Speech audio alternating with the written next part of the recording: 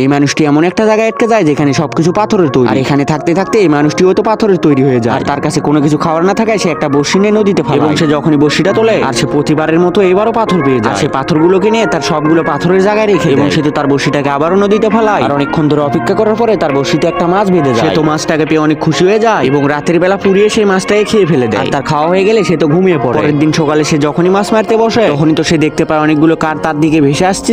তার সাথে থাকা পাখিটি তো তাকে সাহায্য করে এবং তারা দুইজন মিলে কাঠ থেকে উপরে তোলে। আর অনেকদিন ধরে চেষ্টা করার কারণে এই লোকটি তো অনেকগুলো কাঠ দিয়ে এখান থেকে পালানোর জন্য ছোট্ট একটি প্লেন তৈরি করে। পরের দিন সকালে তো সে তার তৈরি করা প্লেনটা একটা কাঠের উপরে রেখে দেয় এবং তার পাখিটা যে উপরের পাথরের বস্তাটাকে ফেলে দেয়। এটা করার কারণে তো লোকটি অনেক উপরে উঠে যায় এবং তার তৈরি করা প্লেনটির পাখা মিলে দেয়। সে তো অনেক ভালোভাবে আকাশে উঠতে থাকে। তখনই তো তার প্লেনটা থেকে একটা লোহা উঠে আসতে থাকে। সে হাতুড়ি দিয়ে সেই লোহাটাকে ডাবিয়ে দিতে থাকে। সে তো বুঝতে পারে এটা খুলে আসতে পারে, তার কারণে সে একটা দড়ি বের করে এবং লোহাটাতে শক্ত করে বেঁধে দেয়। আর তখনই তো মেঘের সাথে বাড়ি খেয়ে তার পাখাটা খুলে যায়। তার পায়ের সাহায্যে তার প্লেনটা উড়াতে থাকে। তখনই তো তার প্লেনটা খারাপ হয়ে যায় এবং একটা পাথরের সাথে বাড়ি খায়। মানুষটি তো কোনোভাবে বেঁচে যায় এবং সে দেখতে পায় সে তো আবার ওই জায়গায় চলে এসেছে। আর সে এভাবে আজীবন ওখানে আটকে থাকে।